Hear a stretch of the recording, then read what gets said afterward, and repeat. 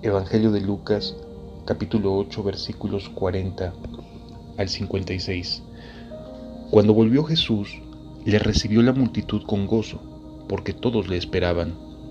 Entonces vino un varón llamado Jairo, que era principal de la sinagoga, y postrándose a los pies de Jesús, le rogaba que entrase en su casa, porque tenía una hija única, como de 12 años, que se estaba muriendo, y mientras iba, la multitud le oprimía.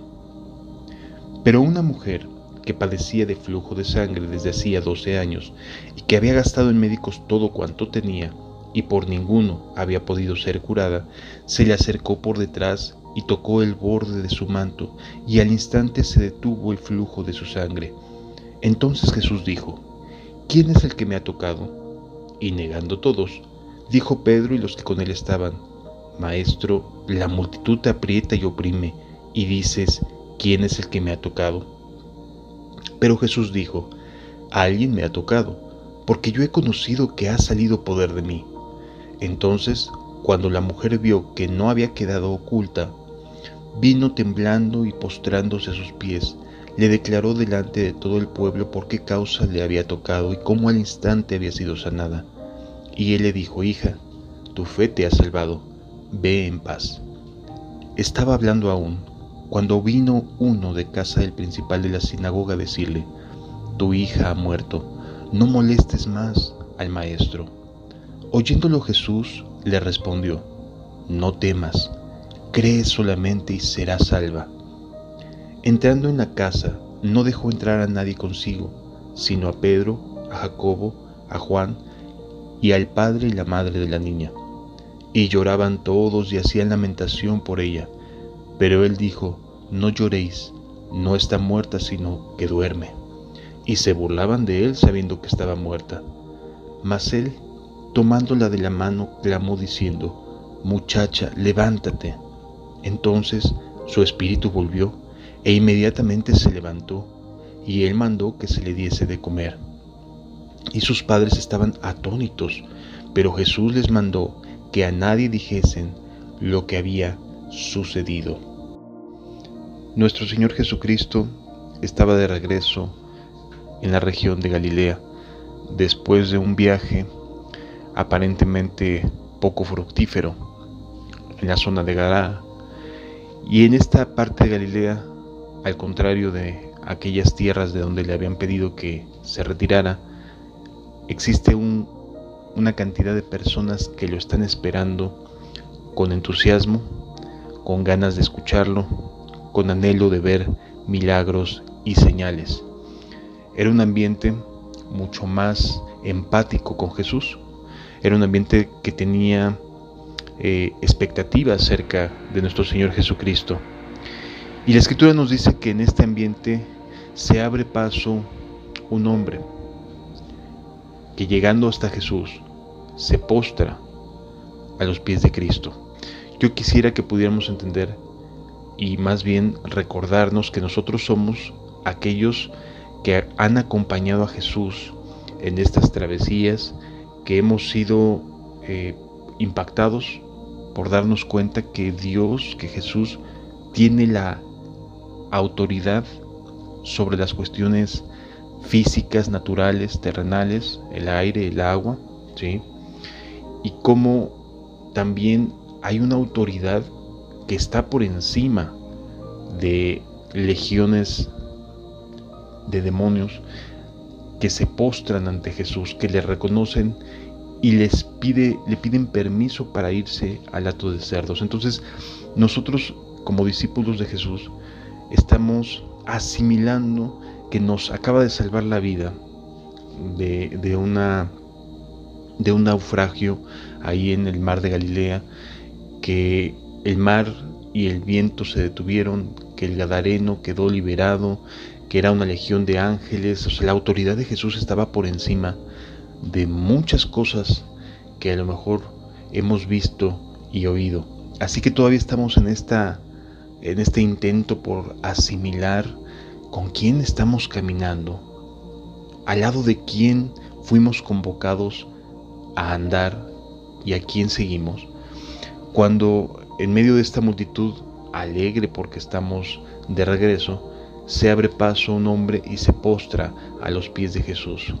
Cuando miramos de quién se trata, resulta que es uno de los principales de la sinagoga de la ciudad, un líder religioso, un líder importante que tiene a su cargo la responsabilidad de velar, de cuidar, de pastorear al pueblo de Dios, pero que estaba completamente abrumado por una necesidad.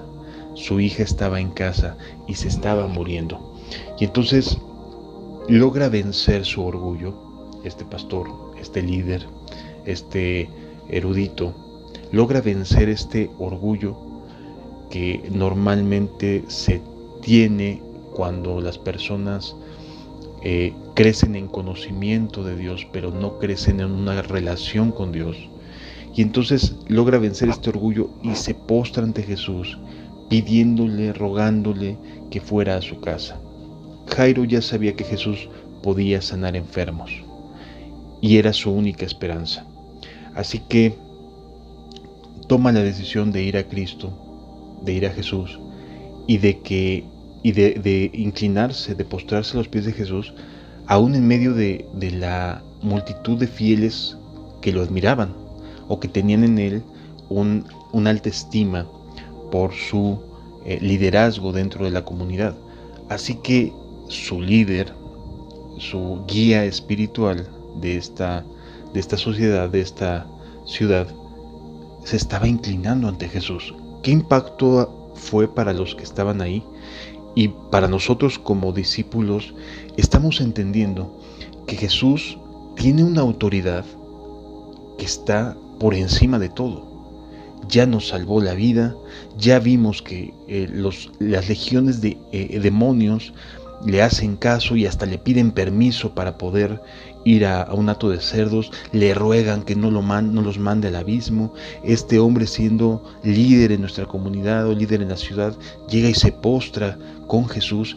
Y entonces estamos entrando en cuenta de con quién estamos, quién fue el que nos convocó, quién es el que nos llamó. Y nos estamos dando cuenta que esto va en serio, que esto no es un juego. No estamos tratando de seguir a una persona con una buena locución, con una buena inteligencia, capacidad para transmitir verdades. No, estamos caminando con alguien cuya autoridad está por encima de lo físico, de las leyes de la física, de las leyes espirituales, hasta de nuestros líderes.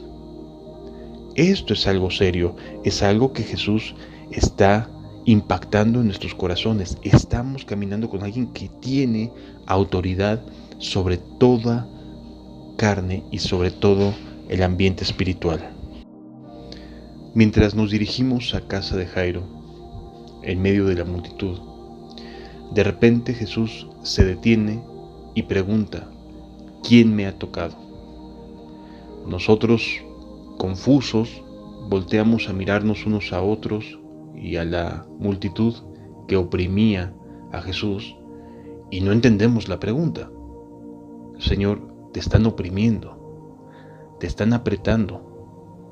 ¿Cómo preguntas quién te ha tocado cuando todos te están tocando, todos están apretándote? Venimos aquí junto a ti, nos está costando trabajo avanzar.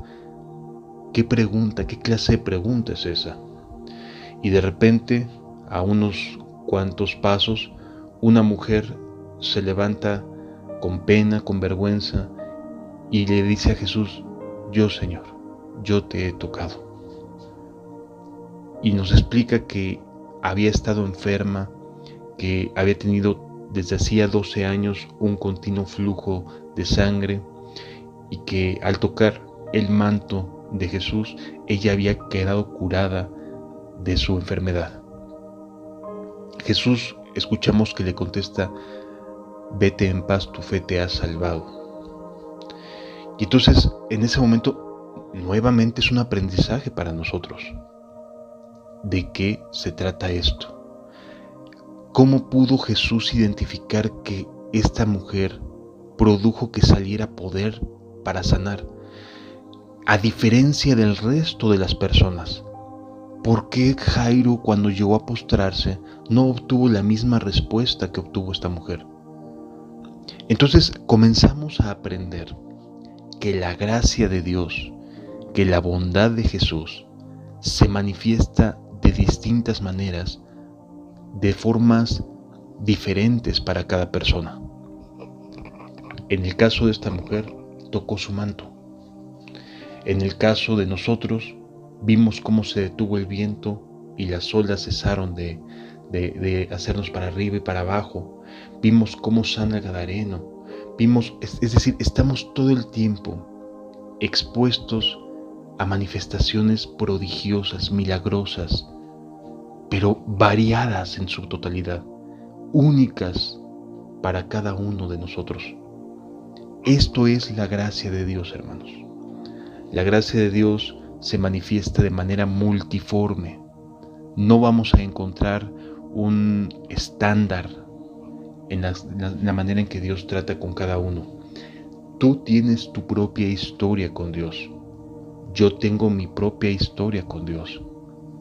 Pero tanto tú como yo, si estamos caminando al lado de Jesús, vamos a ser testigos de maravillas, de cosas gloriosas de nuestro Señor Jesucristo, de cosas majestuosas, cosas que ojo no vio, ni oído oyó, son las que Dios ha preparado para los que le buscan. Entonces, estamos ante evento milagroso tras evento milagroso, y todo esto para nosotros está siendo alimento a nuestra alma. Estamos caminando con quien tiene autoridad, estamos caminando con quien obra de distintas maneras. No lo podemos estandarizar, no lo podemos encajonar, no podemos decir esto más esto va a dar este resultado. No lo podemos hacer porque la gracia de Jesús, la bondad de Jesús es multiforme para cualquiera que se acerca con un poco de anhelo, de fe, de deseo, de cambio, de mejora en su vida. Así que esta mujer quedó sanada, quedó liberada, quedó en paz, fue rescatada su alma, derivado de una enfermedad.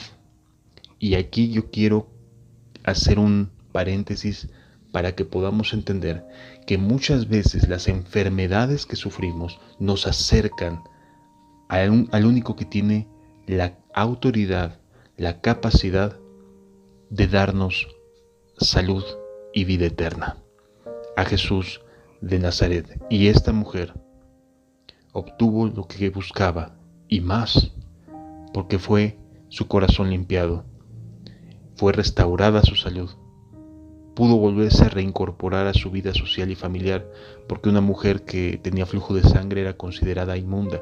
Entonces esta mujer tenía 12 años de estar siendo etiquetada como una persona pecadora, como una persona inmunda. Tenía 12 años de no poder abrazar y tocar a su familia porque era considerada inmunda delante de Dios. Así que le regresa su dignidad a esta mujer. Quita de la cabeza de las personas que esa mujer era mala, que era perversa o que tenía algún pecado y por eso estaba sufriendo lo que estaba sufriendo. Le devuelve la dignidad. Así actúa nuestro Dios con nosotros. ¿Te puedes imaginar la angustia, la desesperación de Jairo cuando se da cuenta que hay una multitud que está alentando el paso y luego se detiene Jesús y comienza a hacer preguntas y resulta que una mujer fue sanada y entonces Jairo está desesperado porque Jesús llegue a su casa y que pueda salvarle la vida a su hija, y de repente de este ambiente llega alguien y le dice: Jairo, ya sucedió, tu hija ha muerto, ha partido, ya no molestes más al maestro. Qué sensación tan desoladora de haber tenido a su alcance la oportunidad, la única oportunidad para que su hija se sanara, que Jesús fuera a su casa, pero todo se puso de manera que no llegara a tiempo. En ese momento, hasta un líder que tenga algún grado de experiencia con Dios, va a ser puesto a prueba, va a ser puesto en un estado de confusión, de desaliento. Por lo tanto, las palabras que Jesús le dice cobran mucho más relevancia, porque le dice a Jairo: no temas, cree solamente. Es decir, nos encontramos en un ambiente en el cual, en una circunstancia en la cual todo se está desmoronando y tú me pidas que no tenga miedo. Todo se está cayendo a pedazos, todo pareciera que está saliendo mal. Y ya hice lo más difícil, que fue vencer mi orgullo. Me puse a buscar con ahínco esa respuesta, Señor. Y cuando estoy viendo que viene la respuesta, parece que todo, por cuanto he anhelado, he buscado, he tenido esta necesidad, pareciera que todo se acomoda para echar a perder la respuesta, para complicar las circunstancias. Y tú me pides que tenga fe, tú me pides que crea. Pero Jesús mantiene su convicción de decir: no temas, cree solamente. Y entonces, con esta expresión de Jesús, cuando le dice: no temas, cree solamente, le dice Jesús: tu hija será salva, tu hija quedará a salvo. Estas palabras, aunque confusas para una persona que acaba de perder a alguien, tienen cierto sentido. Y entonces Jesús continúa su caminata con Jairo. Se encaminan a una causa que Jairo ya había visto como perdida. Su hija ya había perecido. Ya no tenía sentido que Jesús fuera a su casa. Ahora el dolor era el de una pérdida, no el de una esperanza. Y entonces Jesús llega a su casa, solamente entra con 3 de sus discípulos. Las personas que estaban ahí llorando la muerte ya de la hija de Jairo, les dice Jesús: no tengan miedo, ella no está muerta, sino que está viva. Y entonces solamente duerme, les dice Jesús. Y entonces estas personas hasta se burlan de Jesús, o sea, no le creen. Llega donde está la niña, ahí recostada en el lecho, y Jesús le dice: niña, te digo, levántate. Y la niña, dice la Escritura, que recupera el aliento de vida, recupera el espíritu, su espíritu, y se reincorpora en ese momento. Qué impacto tan maravilloso para Jesús y para nosotros. Nuevamente estamos viendo autoridad sobre la muerte. Si alcanzamos a entender como discípulos de Jesús que para nosotros estos son milagros que implican una autoridad de parte de Cristo sobre todos los aspectos de nuestras vidas, de la vida de la gente, ¿cómo puede influir para que el espíritu regrese a la niña y ésta se levante y vuelva a la vida? Entonces Jesús también está por encima de la muerte. Autoridad. Estamos caminando con quien tiene la capacidad, la autoridad, la palabra final de lo que va a suceder. Amados hermanos, yo quisiera que nos quedáramos como discípulos de Jesús con esta seguridad en nuestro corazón de saber que caminamos con alguien que está por encima de cualquier cosa, de cualquier desafío, está por encima de la muerte, está por encima de líderes religiosos, está por encima de endemoniados y de un mundo espiritual que tiene que pedirle permiso para actuar, está por encima de las leyes físicas. Es decir, todo este día, porque fue todo esto en un solo día, nos enseña no solo a ver milagros, sino vamos más allá. Jesús tiene autoridad sobre todo. Jesús es Dios hecho carne y tiene autoridad sobre los cielos y sobre la tierra. Él es nuestro Dios.